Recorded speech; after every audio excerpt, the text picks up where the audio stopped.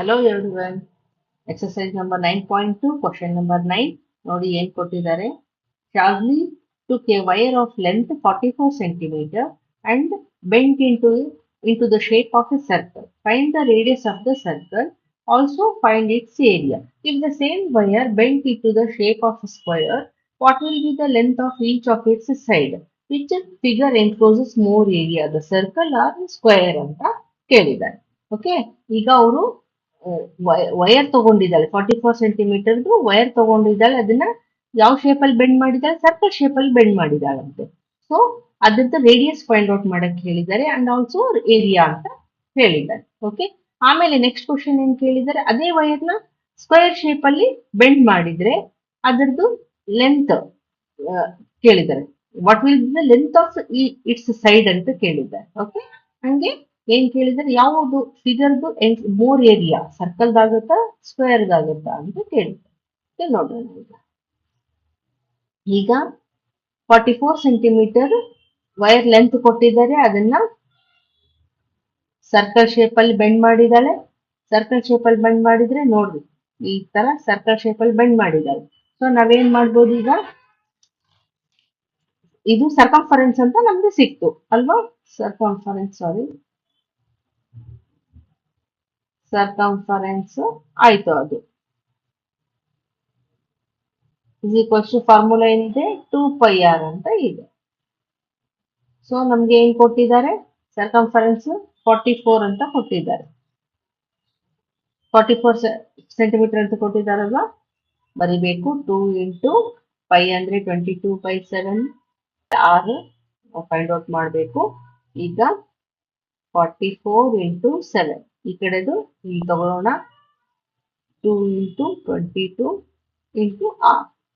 Okay, ಈಗ ನಾನು ಈ ಕಡೆ ಹಾಕೊಂತೀನಿ ಫಾರ್ ಮೈ ಕಂಫರ್ಟಬಲ್. ಎಲ್ಲ ಒಂದೇ. ಈಗ 22 2 44 ಆಯ್ತು. 44 into R is equals to 44 into 7 ಅಲ್ವಾ? So R is equals to ಏನ್ ಮಾಡ್ಬೋದು ನಾವು, 44 ಇಂಟು 7 ಡಿವೈಡೆಡ್ ಬೈ ಈ 44 ನ ಕೆಳಗೆ ಬರುತ್ತೆ, ಈಕ್ವಲ್ಸ್ ಟು ಈ ಕಡೆ ಅಲ್ವಾ? ಸೊ 44 ಅಂದ್ರೆ 44 ಕ್ಯಾನ್ಸಲ್ ಆಯ್ತು. So R is equals to 7 ಬಂತು ನಮಗೆ. ಸೊ ಆರ್ ನಮಗೆ ಬಂದ್ರೆ ನಾವು ಏರಿಯಾ ಫೈಂಡ್ ಔಟ್ ಮಾಡ್ಬೋದಲ್ವಾ? So area is equals to ಏನು, area of circle πr square. So πr square to ಪೈಗೆ 22 ಇಂಟು 22/7. ಆರ್ ಏನ್ ಬಂದಿದೆ, 7 ಬಂದಿದೆ. 7 ಇಂಟು 7 ನೋಡಿ, 7 1 7 ಕ್ಯಾನ್ಸಲ್ ಆಯ್ತು. 22 ಇಂಟು 7 ಬಂತು.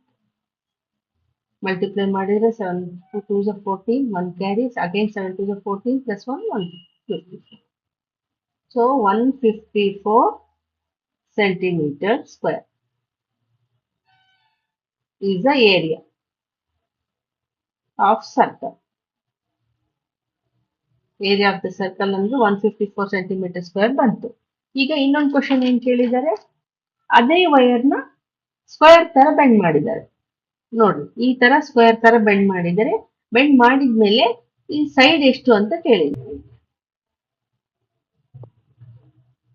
ನಾವೇನ್ ಮಾಡ್ಬೇಕಾಗ, ಪೆರಿಮೀಟರ್ ಆಫ್ ದ ಸ್ಕ್ವೇರ್ ಓದಿದೀವಲ್ವಾ? ಪೆರಿಮೀಟರ್ ಆಫ್ ದ ಸ್ಕ್ವೇರ್ ನ ನಾವ್ ಏನಂತ ಫೈಂಡ್ ಔಟ್ ಮಾಡ್ತಿದ್ವಿ, 4 ಇಂಟು ಸೈಡ್. ಯಾಕಂದ್ರೆ ಇದನ್ನು ಸುತ್ತಳತೆನೆ ತಗೋಬೇಕಲ್ವಾ, ಅದಕ್ಕೆ ಅವರು ಕೊಟ್ಟಿದ್ದಾರೆ ಪೆರಿಮೀಟರ್ 44 ಅಂತ. ಸೊ 4 ಇಂಟು ಸೈಡ್, ನಾನು ಅದನ್ನೇ ಈ ಕಡೆ ಹಾಕೊಂತೀನಿ. 4 into side is equals to 44 ಅಂತ. So side is equals to 44. ಈ 4 ನ ಕೆಳಗೆ ತಗೋಣ. ಈ 4 ಈ ಬರುತ್ತೆ, ಈಕ್ವಲ್ ಟು ಈ ಕಡೆ ಹೋದ್ರೆ denominator 4 1 4 11. So side is equals to 11 centimeter. Okay, ಈಗ area of the square find out ಮಾಡೋಣ. Area of the square side ಬಂದ್ರೆ ನಾವು ಫೈಂಡ್ ಔಟ್ ಮಾಡ್ಬೋದಲ್ವಾ? ಏರಿಯಾ ಆಫ್ ದ ಸ್ಕ್ವೇರ್ ಏನ್ ಬರುತ್ತೆ, ಫಾರ್ಮುಲಾ ಏನಿದೆ, side square. So 11 into 11 is equals to 121. 121 centimeter square is the area. Okay. ಈಗ ಯಾವ area ದೊಡ್ಡದು ಅಂತ ಕೇಳಿದ್ದಾರೆ. ಈಗ ಏರಿಯಾ ಆಫ್ ಸ್ಕ್ವೇರ್ 121 ಬಂದಿದೆ. ಏರಿಯಾ ಆಫ್ ದ ಸರ್ಕಲ್ ಎಷ್ಟು ಬಂದಿತ್ತು ನಮಗೆ? ನೋಡಿ ಸಾರಿ,